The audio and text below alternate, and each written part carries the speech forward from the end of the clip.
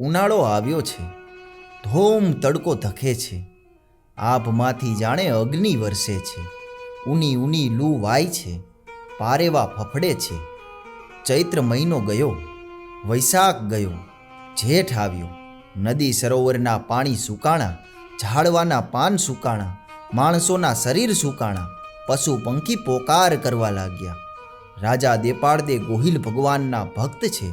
રાત્રે ઉજાગરા કરે છે, પ્રભુને અરજ કરે છે કે હે દયાળુ, મેં વરસાવો, મારા પશુ પંખી અને માનવી ભૂખ્યા તરસ્યા મરે છે. પ્રભુએ જાણે રાજાજીની અરજ સાંભળી. અષાઢ મહિનો બેઠો ને મેહુલા વરસવા લાગ્યા. ધરતી તરબોળ થઈ, ડુંગરા ઉપર ઘાસ ઉગ્યા. દેપાળદે ઘોડે ચડ્યા, રાજ્યમાં ફરવા નીકળ્યા. જોઉં તો ખરું મારી વસ્તી સુખી છે કે દુઃખી.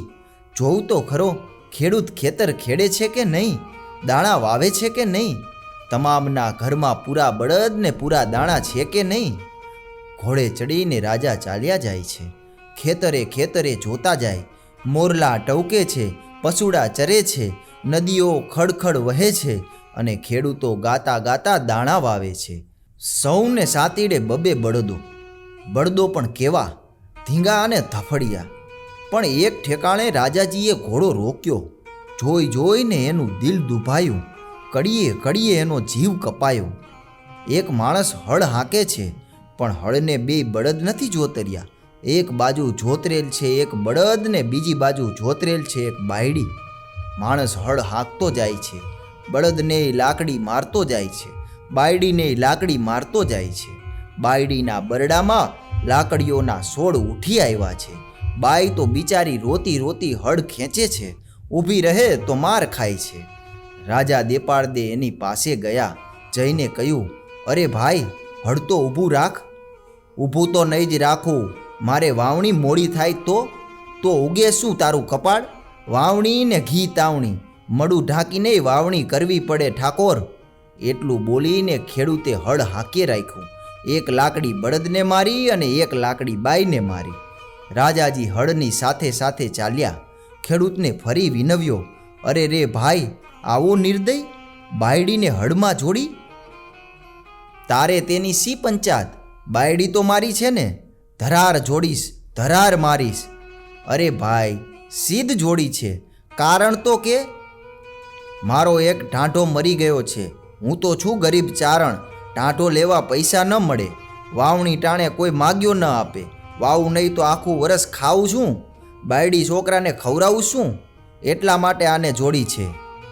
સાચી વાત ભાઈ, સાચી વાત. લે, હું તને બળદ લાવી આપું, પણ બાયડીને તું છોડી નાખ. મારાથી એ નથી જોવાતું. પહેલાં બળદ મંગાવી આપ, પછી હું એને છોડીશ. તે પહેલાં નહીં છોડું. હળને ઊભું તો નહીં જ રાખું. આ તો વાવણી છે, ખબર છે? રાજાએ નોકરને દોડાવ્યો. જા ભાઈ, સામા ખેતરમાં મોં માંગા મૂલ દેજે, બળદ લઈને ઘડીકમાં આવજે. તો એ ખેડૂત તો હળ હાંકી જ રહ્યો છે. બાઈ હળ ખેંચી શકતી નથી, એની આંખમાંથી આંસુ ઝરે છે. રાજા બોલ્યા, લે ભાઈ, હવે તો છોડ, આટલી વાર તો ઊભો રહે. ખેડૂ બોલ્યો, આજ તો ઊભા કેમ રહેવાય? વાવણીનો દિવસ, ઘડીકના ખોટીપામાં આખા વરસના દાણા ઓછા થઈ જાય. રાજાજી દુભાઈ ગયા. તું પુરુષ થઈને આટલો નિર્દય? તું તો માનવી કે રાક્ષસ? ખેડૂતની જીભ તો કુવાળા જેવી, તેમાંય પાછો ચારણ ખેડૂત. બોલે ત્યારે તો જાણે લુહારની કોઢના ફૂલડા જરે. એવું જ બોલ્યો, તું બહુ દયાળુ હો તો ચાલ જૂતી જાને. તને જોડું ને બાયડીને છોડું. ઠાલો ખોટી દયા ખાવા શા સારું આવ્યો છું? બરાબર કહીને રાજા દેપાળદે ઘોડા ઉપરથી ઉતર્યા અને હળ ખેંચવા તૈયાર થઈ ગયા. કહ્યું, લે છોડ એ બાઈને અને જોડી દે મને. બાઈ છૂટી. એને બદલે રાજાજી જૂતાણા. માણસો જોઈ રહ્યા. ચારણ તો અણસમજુ હતો. રાજાને બળદ બનાવીને એ તો હળ હાંકવા લાગ્યો. મારતો હાંકીએ જાય છે. ખેતરને એક છેડેથી બીજે છેડે રાજાએ હળ ખેંચ્યું. એક ઉથલ પૂરો થયો ત્યાં તો બળદ લઈને નોકર આવી પહોંચ્યો. રાજા છૂટા થયા. ચારણને બળદ આપ્યો.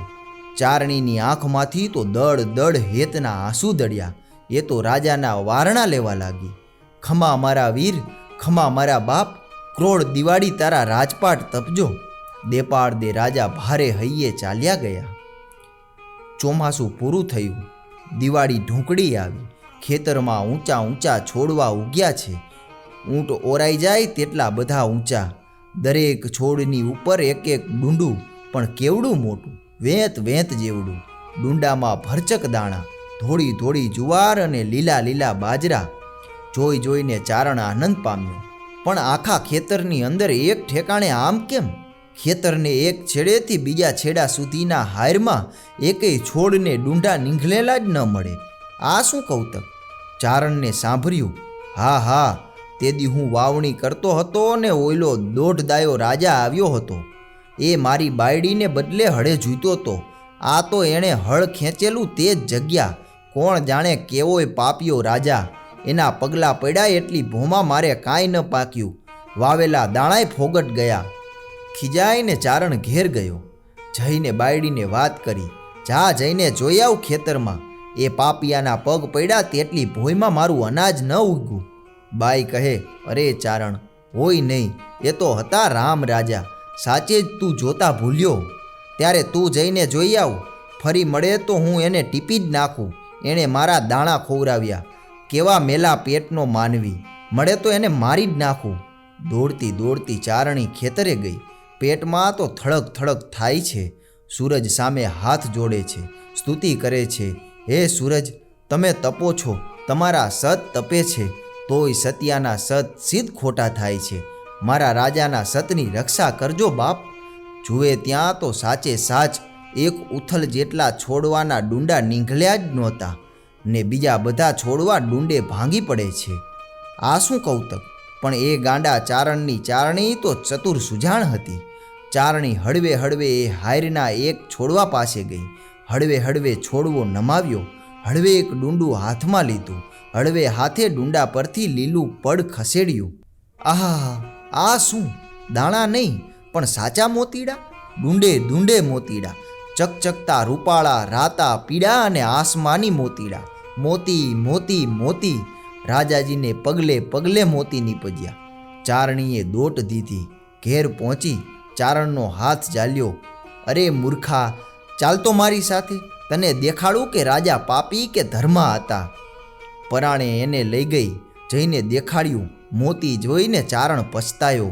ઓહો, મેં આવા પનોતા રાજાને, આવા દેવ રાજાને કેવી ગાળો દીધી. બધા મોતી ઉતાર્યા. ચારણે ફાટ બાંધી. પરભાયરો દરબારને ગામ ગયો. કચેરી ભરીને રાજા દેપાળ દે બેઠા છે. ખેડૂતોના સુખ દુઃખની વાતો સાંભળે છે. મુખડું તો કાંઈ તેજ કરે છે.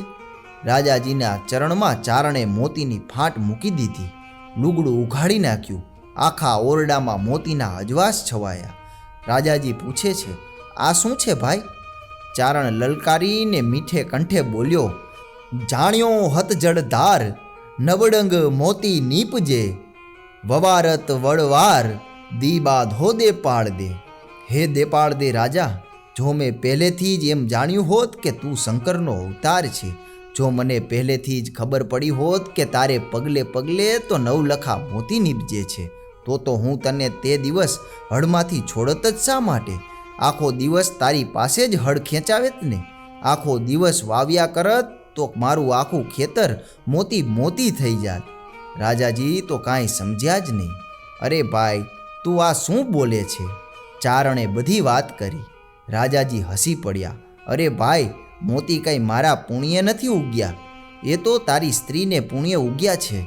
એને તે સંતાપી હતી, એમાંથી એ છૂટી, એનો જીવ રાજી થયો, એણે તને આશીષ આપી, તેથી આ મોતી પાક્યા. ચારણ રડી પડ્યો. હે દેવરાજા, મારી ચારણીને હું હવે કેદીએ નહીં સંતાપું.